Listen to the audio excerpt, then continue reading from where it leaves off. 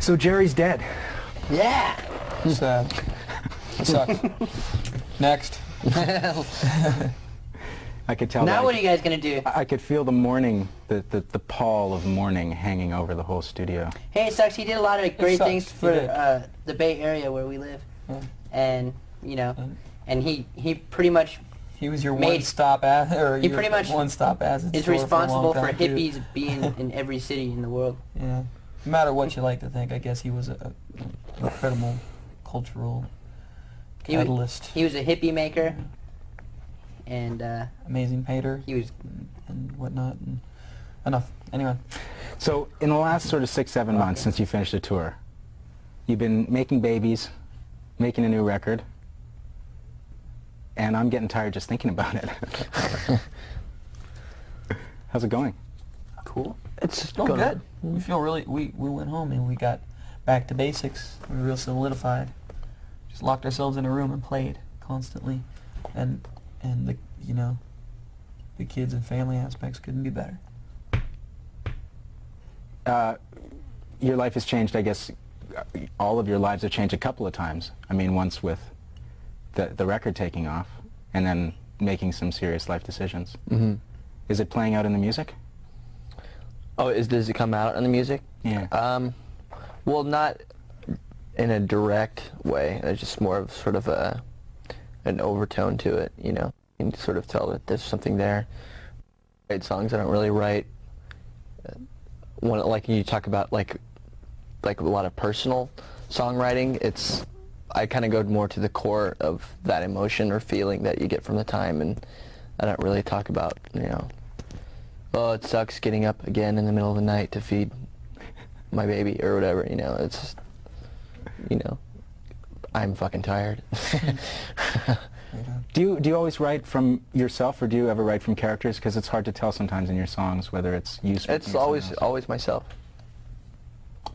Now, we haven't had a chance to hear the new record because you're not even finished it yet. Mm-hmm. But That's right. we found some lyrics sitting around. Okay. Mm-hmm. Did you video them? No. You honest? Yeah. Okay. Now we got you on tape. We're recording you, by the way. Oh, that's good. We like to be recorded whenever we're recording. Can you describe for us what changes are taking place in the Green Day thing?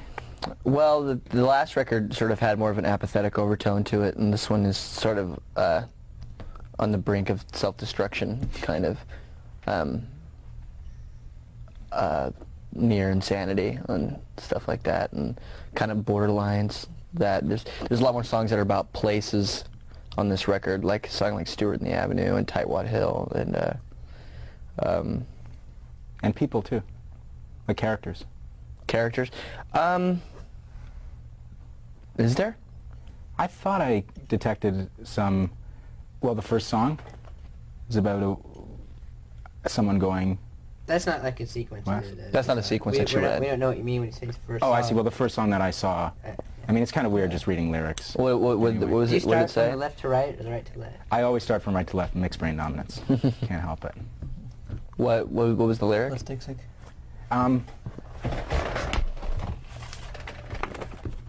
It seemed to be about a young woman going west. Oh yeah, that's about my wife. Ah. Song called Westbound Sign. It's she's from Minneapolis originally, and she moved to California to be with me. So, and it's kind of a relationship that's been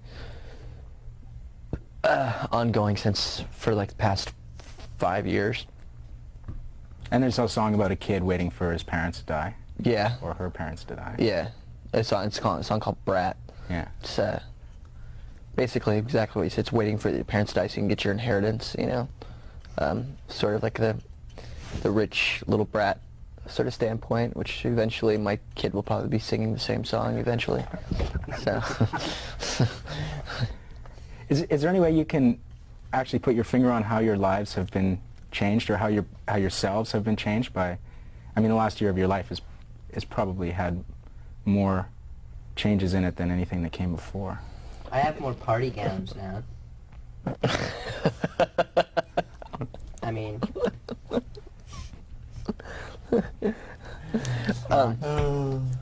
yeah, well, we kind of have, you know, yeah, I'm just kind of struggling to find just normal people and kind of create a normal atmosphere.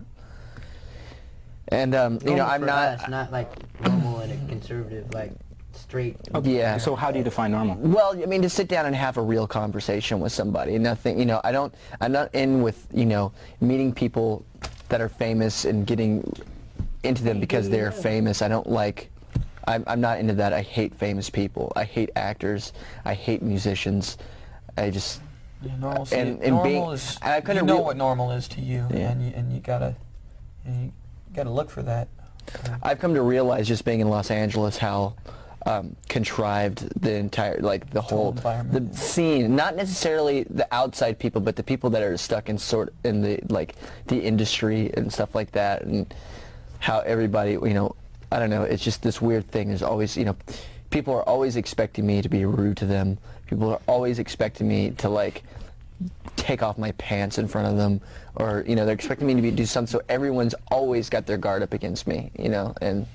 But you created that. I mean, that's... Surely you have to take responsibility for people seeing you that way. Well, yeah, but, I mean, people don't have to be stupid enough to totally digest all of that, you know? I mean, that's... Don't believe everything you see on TV. Yeah, really, and, you know? You know, and as for a live show, well, you know, music does things to people.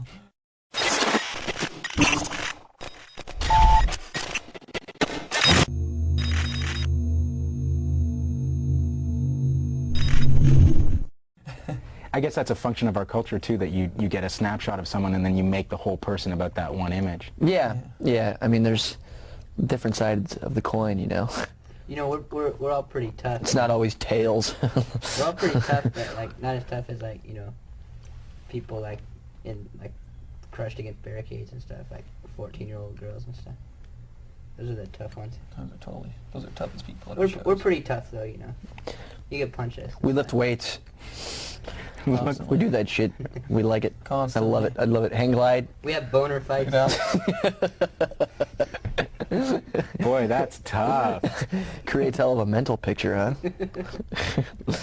So why are you so rude and obnoxious on stage? That's just how the way I feel natural when I go on stage, you know. I open my mouth and out it comes. We're kind of that way to each other when we practice too, a lot. I mean, between the three of us, I mean, we're always doing something sort of evil to each other, you know. If you miss the sensitive, don't hang out with us. Yeah, people that don't know us, like, and they like be like, God, they trip out. Like, Yeah, sometimes we can. mean. Yeah, we can't. Sometimes we're not the most sensitive people in the world. By far. But at the same time, we'll always give you a back massage if you ever have a torn ligament. Is being rude to I mean, the people that come to see you play, masses of them. Mm-hmm. Are you treating them like a friend, like a member Yes. of the band, and being No, like that a way? family, anytime, I mean, like a family member, not like a brother, like not like you're always like, hey, welcome home, my brother, come in, let's have a sandwich. It's like, what's up, you know? Well, it's more like, you know, I love you. my Hey. theory is before you insult someone, you have to earn their trust first, you know, and it's like, you know, I don't really have an example, but You go out on stage and, you know, I don't know, ask them if they really like it here, and they're all, yeah. I was like, well, you know what? This place sucks, blah, blah, blah. Let's go off, and I don't know, you connect in different ways. It's different when you're standing there and there's people like in if front of you. someone is being sort of a moron in the audience, you know, being It's just, kind of violent or something, and they have their shirt off and some guy is flexing his muscles and stuff. You go, okay, come on up. Yeah, come on, guy. Yeah, come on up. He comes up on the stage. All right, time for you to sing a song. Bust into like Iron Man. Iron Man or like Something. Rocky you know, like a hurricane. you know, or something. he comes up Rocky on like a stage hurricane. expecting to make That's the this, one. you know, everybody think he's cool, but in return he just makes a complete ass out of himself. Meanwhile, we're like complimenting him on his nice pecs. and yeah, you stuff, know, we're and, like, well, his nice haircut. pectoral muscles. Well, people Love deserve those wings. to be, you know, treated like idiots if they act like idiots. So. It strikes me that you have a toughness and a rudeness and all that stuff, but there's no real macho or like guy thing in it. No. I can't see one. No. Is that something you're actively working against? We're trying to, you know, get a little, you know. We're trying to be more tougher, like we were macho, saying, you know? Right on. It's like I was saying, lifting weights, you Got a know. couple hairs on my chest. I was taking some steroids to try and, you know.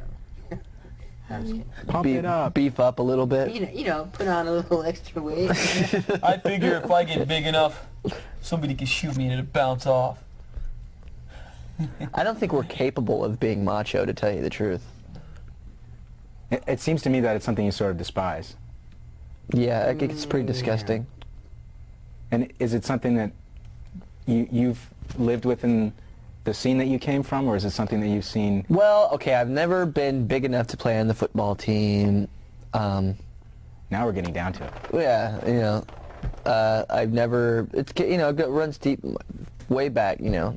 Yeah, I mean, I've never been was never the most popular guy in school. I was wasn't a nerd, but I was kind of more like I was invisible, you know. where you come from, when you go to high school in like the 9th grade, they shave your head. It's either that or you get your ass kicked a lot. And so, it's pretty grim. So they're looking like locks. And then you, Jocks. I don't know.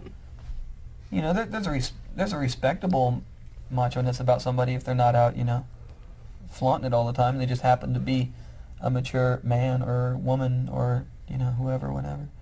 But, I was thinking about the club where you guys played and saw a lot of shows. It was the same club where Jello Biafra got his head kicked in. That was the sidewalk. He was there at the wrong time. That's not what that place is about at all. Yeah. You know. I mean, it was a real irony that that happened there. But those people don't even hang out there. Fucking morons. The people that own People swing the, by and start the trouble. people that manage Gilman Street, pretty much, for lack of a better word, they you know, those guys got kicked out of town. Those guys are, no one's ever seen them again. Those guys that beat them up used to squat from like about a block away from where I used to live, and you know, it was just a confrontation, just like any place, but because it was Jello Biafra, it got all this media attention.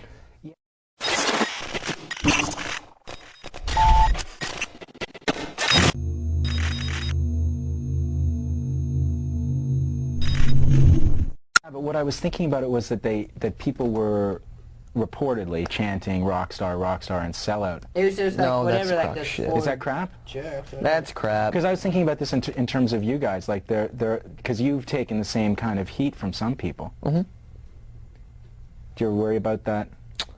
I don't worry. I don't walk around worrying about getting my ass kicked.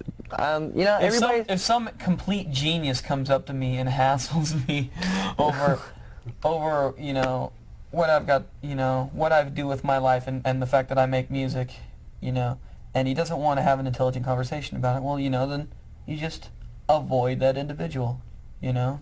But the complaint is not about you're making music, but about you're making money coming out of a punk thing. Hey, you know, everybody's entitled to their own opinion. My opinion is this is what I like to do, and this is what I'm going to continue to do. And if I make money, that's my fucking business. That's right. That's all I've got to say. I'm not going to justify myself. We're not going to justify ourselves. It's not worth justifying. It's a lot better than beating people up. Just And then breaking people's bones is not cool under any circumstance. I'm sorry. One of the things I did before I came was watched all the tape we have of you guys in the library to get reacquainted.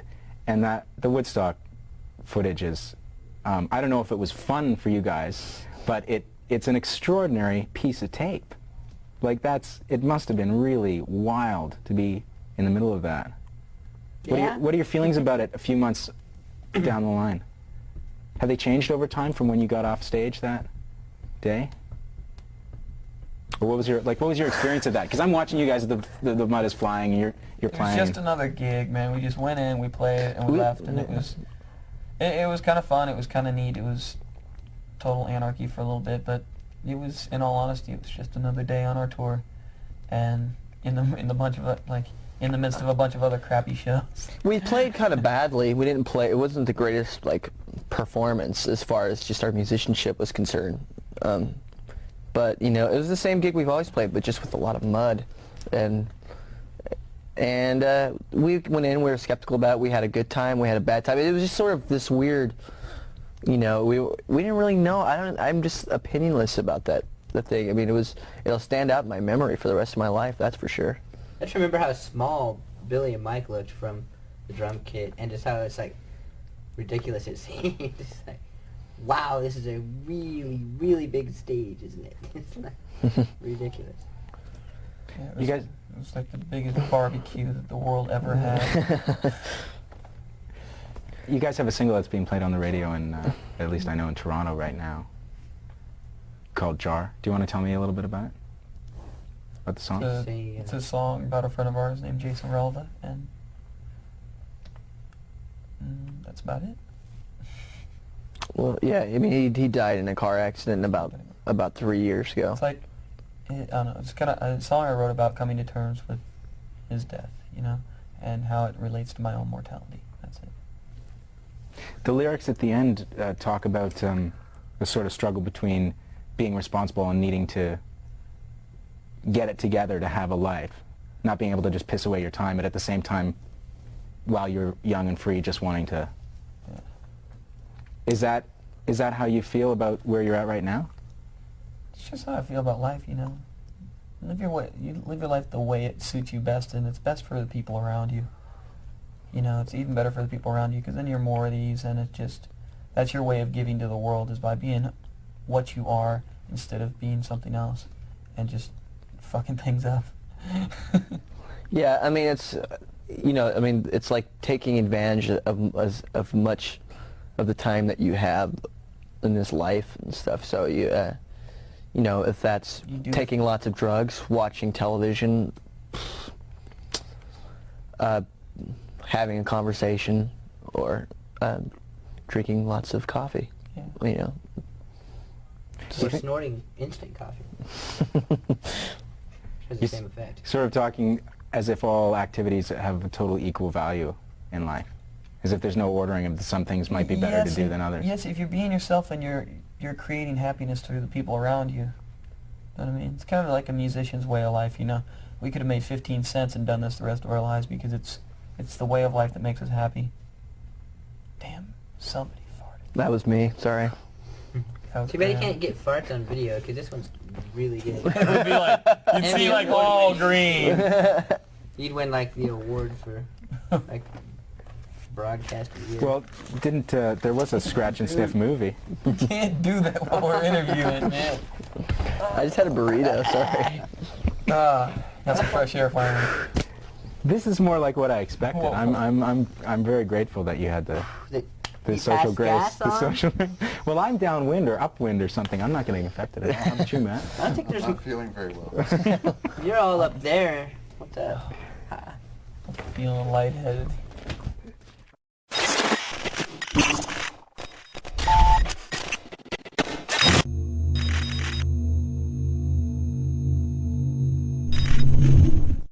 Are you going to try to do the same thing you did on your last tour, on your next tour, and keep ticket prices down? I think that's something a lot of people appreciated. Yeah. Can you talk a little bit about what's behind that? Because There's no political reason or anything. People, I mean, other bands can do whatever they want. I have nothing against their ticket prices. This is just what we... At this point, our ticket price. It makes sense to us. is it for the people who want to see the shows, or is it just for you? Why would it be for us? I don't know. Okay. So we want to charge low ticket prices so that they're We're not going to make not any gonna money. make any money at all. Because like Well, the thing with the show, like I don't want to like get all lame and like talk like money, but like if you charge $1 more per head, you make like a shitload more money, and like the expenses of running a show are like usually almost all of the money that comes in. It's like way over 60% most of the time. So And that's running stuff cheap. You know, I don't know. how much money does someone need? You know, True. I mean, we've sold a lot of records. millions. Yeah, and we don't need it. I mean, we don't. Certainly don't need Not to try to sound high and mighty. I don't want to sound holier than thou. I don't want to sound holier than thou at all. But But we don't it's- want to cash in, or it's like, Yeah. we don't want to go in and say, oh, well, since we're popular, then we think we should charge like $23. $23 It's like, because that way we You know- can, you know, buy new mansions every whatever fucking I 5 just, years and screw that. you know, it's just, For some people, we still have expensive ticket prices. Can you guys give me a quick catalog of the personal injuries sustained by the band in the last tour? A quit count? we're saving that for the book. Mike's busted teeth, Trey's, what'd you when you fell off the motorcycle in Spain? I hurt my knee pretty bad. My Smashed my ankle. tore ligaments in my ankle. I had a motorcycle wreck recently. You had a motorcycle, yeah, you injured your toe not too long ago. Someone broke elbows or arms. That was Mike had surgery on his Mike elbow. basically, My it's, head. all the injuries are Mike.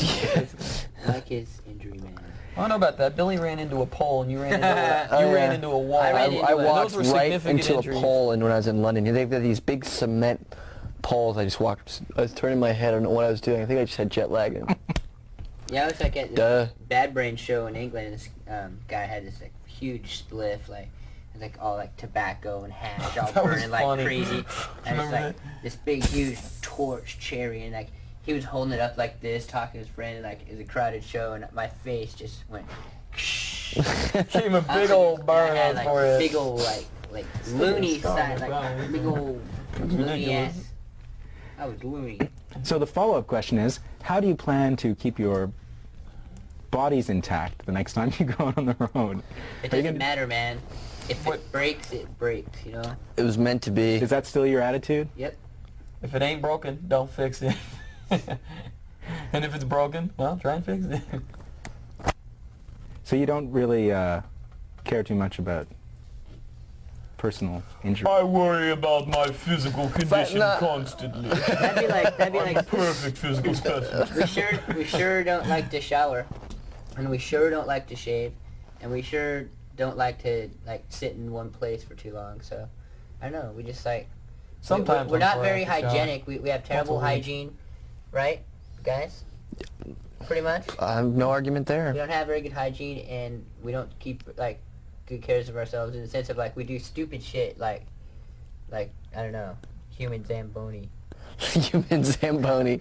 like barbecue, fucking drop a no, I don't know. We like to hang out on roofs. Yeah. So this is something you plan to pass on to your children? Ooh. No. Well, wait a sec.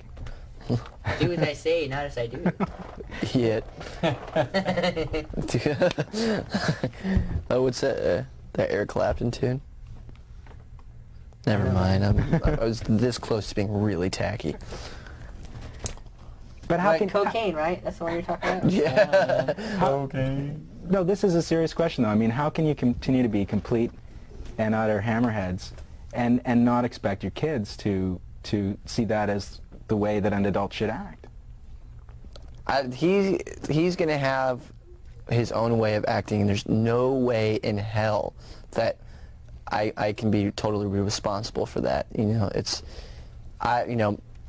I wouldn't necessarily say my mother was responsible for the way I act. You know, my mother didn't, you know, do any of the things that I've done. You know, I don't know. I mean, the worst thing he could possibly do is turn around and become a Republican fucking accountant or something, you know, or else a hippie. But you know, Jerry Garcia's not around anymore, so we don't have to worry about that now, do we, boys? No, Jerry Garcia, what a guy. Just that made it all right. Oh, man. What do you guys think of UFOs? I'm into it. I believe in UFOs. Unidentified flying obstacles. I believe I see those at all the shows. Usually it's a shoe. UFO man, that band Or like, is pretty That good. band Somebody's is tired. happening. I went to a UFO concert. Fucking, they opened for Yes one time. Yes, UFO, BOC. That's right around when Bryan Adams started coming out, man. Yeah, man. I believe in UFOs, sure. Ever seen I one? got one. I got a Nope. 63 Mars Galaxy UFO with the primer gray. Never seen one. Probably Windshield. never will. Ever get stage fright? Every time I play. Yeah, every day. Seriously? Every time I see a Even- stage, I run and cower. Yeah, it's you know, true, it's, do Come on, know, you guys you're- have played every huge show in But it's still, every show is totally scary because the crowd's always different. So it doesn't matter. you gotta think there's like, you know, like Woodstock, 300,000 people, 3 of us, 300,000 I people, know. 3 of us. You know, they. What do they expect us to do? You know, and then you get up there and it's quite a bit overwhelming sometimes. Yeah, throw mud, take off your pants. But then basically the best thing you can think to do is to get them fighting amongst each other and then they'll carry you. Hey, wait a minute, shut up! He called you jerk! Did you hear And that? he The called- right side called the left side dumb. That doesn't know. We just say, they said that they believe in UFOs. Oh.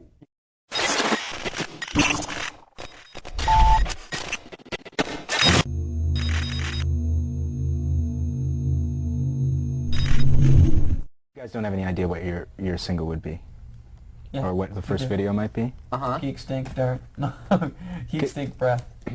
Can you Can you say that? geek stink breath? Did I do Yeah, all right? Man. Yeah. Thank you. Okay. That's Some gonna be the people first don't single? know. You'll be a Yeah. DJ Right. yet, young man! Well, at least I have something to look forward to. One of these days you will jock videos. That's right, one of these It's a days you'll song, spin it's a song videotapes. about speed, the drug. Not the movie. It's a song about Sandra Bullock. She's a tweak, man. She does so much coke, man. This woman's got a classic nose. Booger sugar all the way, man. Is there any special pressing reason to write about speed? Good to write Everybody about we it. know is It- on speed. Yeah, it's really around. I don't know about other places, but where we live, it's the drug of choice, and because it's cheaper than cocaine, it lasts longer, and It's cheaper than beer, man. yeah, Ounce for ounce, yes. and it's a really gnarly drug, and I've kind of watched people get themselves eaten alive with it, and I've I dig it. done my share of it, wouldn't exactly call myself an addict or anything like that Twitch. of it, but hasn't consumed my life. But it's an ugly drug, and what a perfect thing to write a song about. Thank you.